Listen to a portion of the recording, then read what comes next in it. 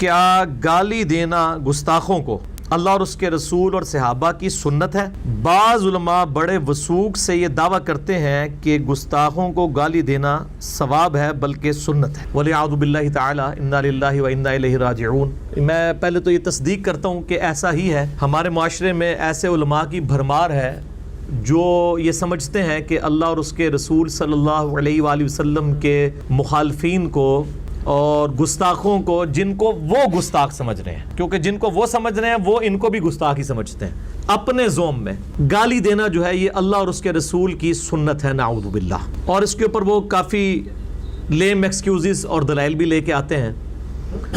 پہلا تو میں جو جواب دوں گا وہ الزامی ہے، اینٹی وینم ہے، پھکی والا جواب ہے، لاجیکل آنسر ہے کہ آپ جن لوگوں کو گالیاں دے رہے ہیں وہ اور ان کے بزرگ آپ اور آپ کے بزرگوں کو گستاخ اور مشرک سمجھتے ہیں، تو پھر جب وہ آپ کو اور آپ کے بزرگوں کو گالیاں دیتے ہیں پھر آپ کو برا نہیں لگنا چاہیے، کیونکہ آپ نے خود ہی ایک ڈاکٹرائن بنائی ہے نا کہ گستاخوں کو گالیاں دی جا سکتی ہیں، پھر آپ کو غصہ کیوں آتا ہے؟ اس وقت نہیں آپ کو خیال آتا؟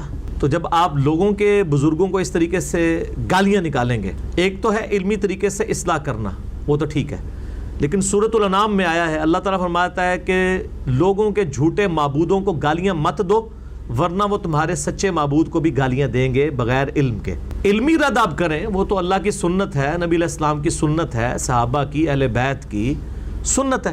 گالیاں دینے کی تو اللہ نے کہا ہے کہ جھوٹے خداؤں کو بھی گالیاں نہیں نکالنی ہیں، اور آپ اپنے مسلمان بھائیوں کو اور اپنے علاوہ باقی مکاتب فکر کو گالیاں نکالتے ہیں جو کہ کافر بھی نہیں ہے، مسلمان ہیں، اور ان کو گستاخ ڈکلیئر کر کے ان گالیوں پر ثواب کی بھی امید رکھتے ہیں اللہ سے۔ یہ تو جب مریں گے تو لگ پتہ جائے گا تمہوں کہ ثواب لبدا ہے یا چھتر پہندے نے۔ یہ خود سے انہوں نے چیزیں بنائی ہوئی ہیں۔ یہ گالی دینا کوئی سنت نہیں اپنے مخالفین کو، نعوذ باللہ من ذالک، بالکل حرام ہے۔ مسلمان کو گالی دینا حرام ہے، بخاری اور مسلم کی درجنوں حدیثیں اس پر گواہ ہیں، قرآن حکیم کی کئی آیات اس کے اوپر گواہ ہیں۔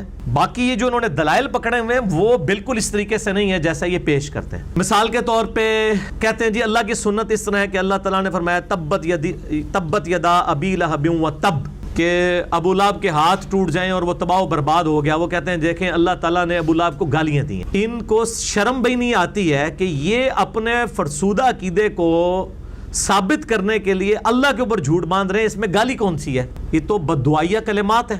بددعا دینا تو نبی علیہ السلام کی سنت ہے، اور یہ جھوٹ مشہور انہوں نے کیا جی نبی نے تو کدے اپنے جڑا دشمنوں کو بھی بددعا نہیں دیتی، بالکل جھوٹ ہے۔ بخاری مسلم میں درجنوں حدیثیں آپ صلی اللہ علیہ وسلم نے اپنے دشمنوں پہ قنوت نازلہ پڑھ کے ان پہ لعنت فرمائی اور کہا اللہ ان کو تباہ و برباد کر دے۔ جھوٹ بولتے ہیں۔ ہاں یہ بات درست ہے کہ آپ نے اپنی ذات کی خاطر کبھی کسی کو برا نہیں کہا، اللہ کے معاملے میں کوئی لحاظ نہیں کیا، وہ تو اپنے اصحاب کو کہہ دیا۔ مسلم شریف میں حدیث ہے کہ جو لوگ مسجد میں جماعت سے نماز نہیں پڑھتے، میرا دل کرتا ہے کہ میں اپنی جگہ کسی کو امام کھڑا کروں، اگر مجھے بچوں اور عورتوں کا خیال نہ ہو کہ وہ ان پہ جماعت واجب نہیں، وہ گھروں میں پڑھ رہی ہیں، میں تمہارے گھروں کو آگ لگا دوں۔ یہ کہتے ہیں پازیٹیو باتیں کریں، پازیٹیو بات ہے آپ کی ڈاکٹرائن میں، ہماری ڈاکٹرائن میں بالکل پازیٹیو بات ہے۔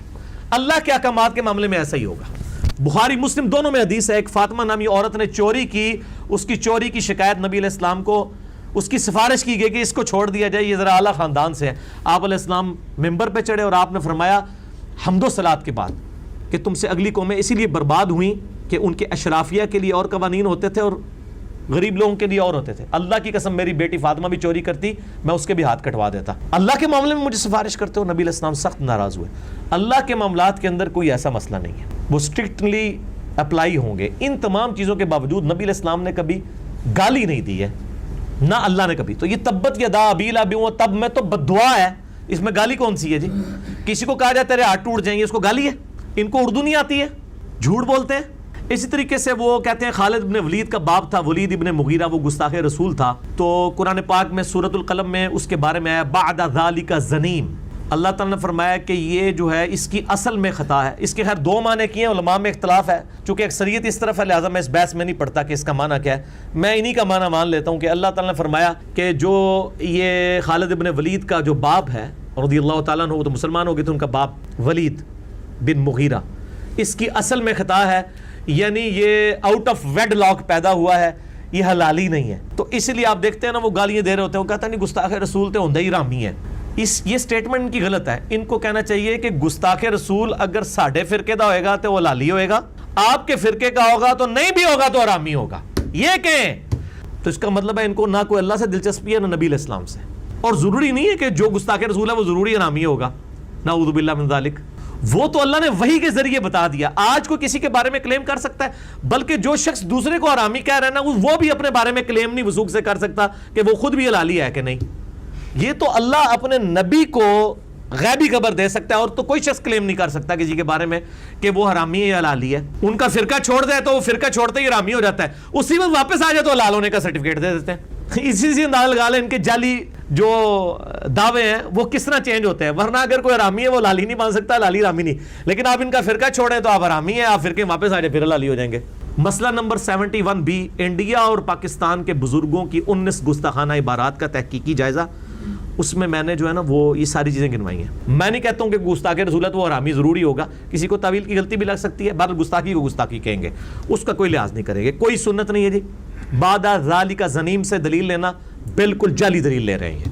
اچھا, اسی طریقے سے وہ کہتے ہیں کہ جی وہ مسند احمد میں حدیث ہے, نبی علیہ السلام نے فرمایا جو اپنے جہلی نسب پہ فخر کرے اس کو کہو کہ اپنے باپ کی شرمگاہ کاٹ کے اپنے منہ میں رکھ لے. تو دیکھو نبی علیہ السلام کی سنت ہے کہ جو متکبرین ہیں ان کو گالی دی جائے. ظاہر ہے یہ تو بہت بڑی گالی ہے کہ کسی کو کہا جائے کہ اپنے باپ کی شرمگاہ کاٹ کے اس کا عضو تناسل کاٹ کے اپنے منہ میں رکھ لے.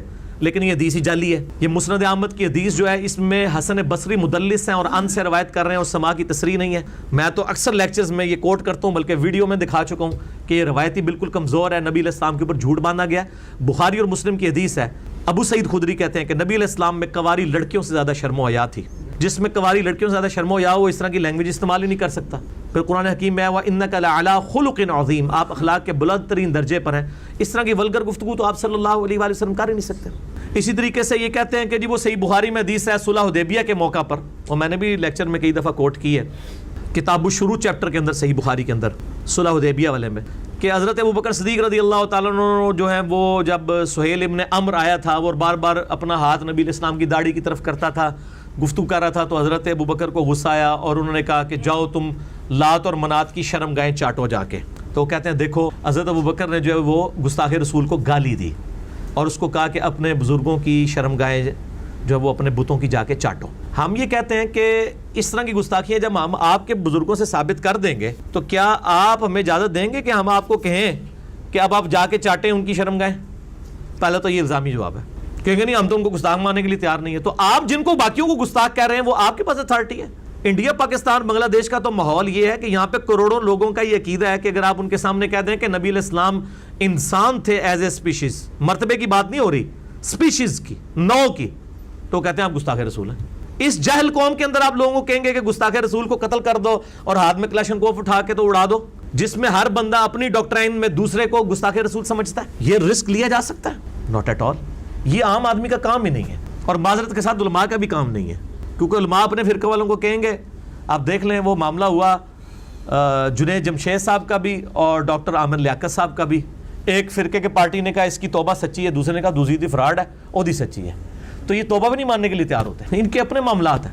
تو وہ کہتے ہیں کہ حضرت ابوبکر صدیق نے کہا تھا جاؤ اپنی شرمگاہیں جا کے چاٹو بتوں کی, تو یہ گالی ہوئی. یہ گالی نہیں تھی, اس لیے کہ وہ اپنے بتوں کی شرمگاہیں چاٹتے تھے. جیسے اگر ایک قبر کے پجاری انڈیا پاکستان کے کسی بندے کو میں کہوں کہ جا فلاں دربار کی مٹی کھا جڑا تیرا کام ہے, تو کھاتے ہیں. یہ گالی کہاں سے ہوئی؟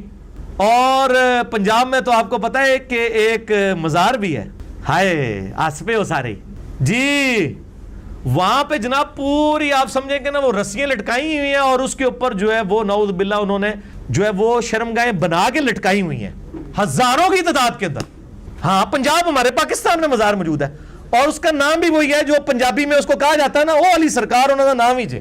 ہاں تو اب جو اس پہ جا رہے ہیں اور جا کے چڑھاوے چڑھا رہے ہیں, شرمگاہوں کے چڑھاوے چڑھاتے ہیں اتنی بڑی بڑی بنا کے نا وہ, اور وہ ان کو چاٹتے بھی ہیں, سارا کچھ چاہتے ہیں. اب اس کے ماننے والے کو ہم کہیں کہ جاؤ یار تسی وہی سرکار تے جا کے چٹو, تو یہ کون سی گالی ہوگی مجھے بتائیں؟ یہ گالی ہے؟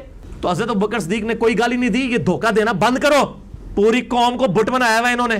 پوری دنیا میں کیا امیج جا رہا ہے اس امت کا اور اس پاکستانی قوم کا, کہ چند لوگوں نے جو ہے یہاں پہ پوری قوم کو یرغمال بنایا ہوا ہے, لوگوں کے اوپر گستاخ رسول اور مشرک اور یہ فتوے لگا رہے ہیں. علماء کی تعداد آٹے میں نمک بھی نہیں ہے جنہوں نے پوری قوم کو لڑوا دیا ہوا ہے. اور یہ دلائل وہ حضرت ابوبکر صدیق کہنا جی ابو بکر دی سنت ہے, تو وہ حضرت ابوبکر نے وہ کہا جو کرتے تھے, وہ خود سے بنا کے گالی نہیں دی ہے. کہ تیری فلان دی ہے تیری فلان دا ہے، کوئی نہیں ثابت. یہ بالکل جھوٹ بولتے ہیں. گالی دینا حرام ہے، گالی دینا کافر کو بھی گالی دینا حرام ہے. اسلام میں کوئی اس کی گنجائش نہیں ہے کہ آپ کسی کو گالیاں دینا شروع کر دیں. اور اس کے ثبوت میں نے بتایا سورۃ الانعام میں اللہ تعالیٰ نے فرمایا لوگوں کے جھوٹے معبودوں کو گالی مت دو ورنہ تمہارے سچے کو بھی وہ دیں گے. گالی نہیں دے سکتے. ہاں علمی طریقے سے غلطیاں ہائی لائٹ کر سکتے ہیں، وہ تو پورے قرآن نے کی ہوئی ہیں. حضرت عیسیٰ علیہ السلام کے نام پہ جو فرقہ کھڑا تھا، عیسیٰ علیہ السلام کو کوئی گالیاں نہیں اللہ نے دی ہیں، نعوذ باللہ. لات منات کو بھی کہیں گالیاں دی قرآن کے اندر، ان کی عقیدوں کی غلطیاں ہائی لائٹ کی ہیں. ٹھیک ہو گیا جی. لہٰذا یہ جب کہیں نا یہ جی گستاخ رسول حرامی ہے اور یہ ہے وہ، ان کو کہیں گے آپ کے پاس وہی نازل ہوتی ہے کہ کسی کے حلالی اور حرامی ہونے کا فیصلہ کریں گے آپ؟